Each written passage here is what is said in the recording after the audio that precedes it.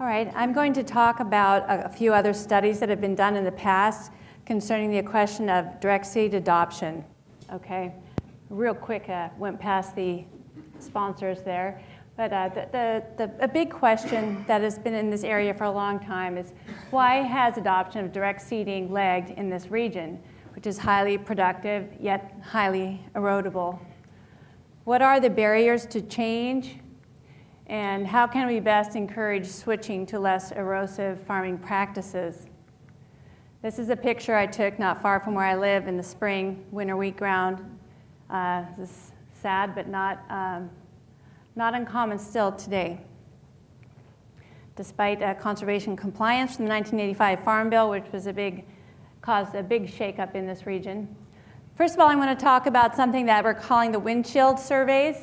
And Hans Koch, Dennis Rowe, and others worked on this project where they came up with a roadside transect survey plus GPS guidance used to survey residue levels after planting wheat, both fall and spring, from 07 of fall through fall of 09, so 5 times.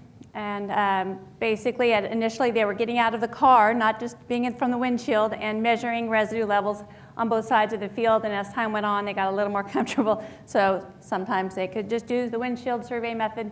But crop residue levels varied considerably depending on the crop type, yields, soils, slope, and post-harvest tillage. These are some results. If you're interested, it's the Wheat Life, October 2011, has this article, and this is direct seeding as a percentage of total crop area. Lincoln County, 12%, Spokane, 76%, Whitman, 41%, Columbia, 87%, Latah County, 51%, and Lewis, 78%. So, begs the question, what's going on here? Figure 2 was a percentage of all seeded crops with more than 30% residue. Again, you can read this, but I've summarized it in the next graph. And it was closely correlated with adoption of direct seeding. But why do we have this? Looking at that map and knowing the rainfall zones, we need to do a lot of serious work. And there has been a lot of serious work, but I don't think we don't have all the answers yet. Another very interesting project is this direct seed mentoring project. That I did the economics on. It was joint between U of I Extension, WSU Extension, and Spokane County Conservation District initially, but it's kept going. It's a very innovative program where you've got a direct seed mentor grower who works with growers who want to learn to direct seed, and the project came up with funds to reimburse both. So the up to 100 acres was seeded, all different crops and of these different pairs.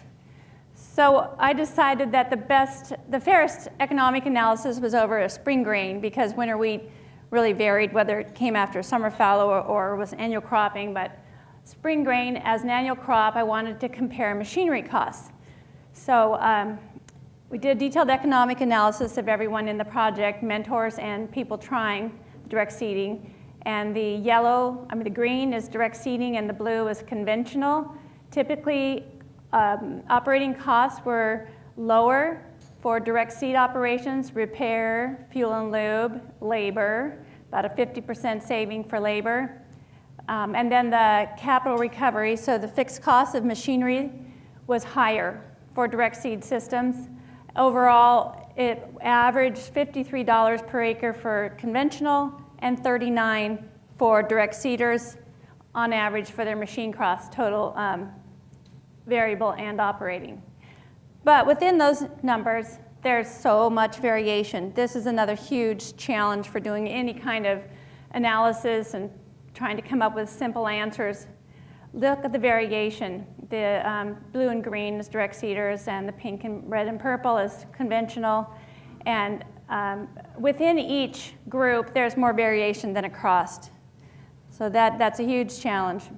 So differences by farm size and zone. The mentors farmed on average 4,256 acres, nearly twice the size of the growers trying direct seed. The highest economic benefits by zone were the spring grains in the intermediate cropping zone, Typically, this rotational crop is economically marginal due to limited precipitation. Direct seed allows growers to get the crop planted sooner and reduces moisture loss from tillage. So why do we have this inconsistent adoption pattern across the region?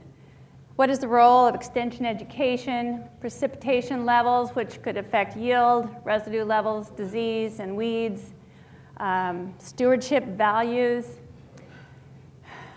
There's been a number of surveys of producers in this region on this topic, 1976, 1990, and 2002.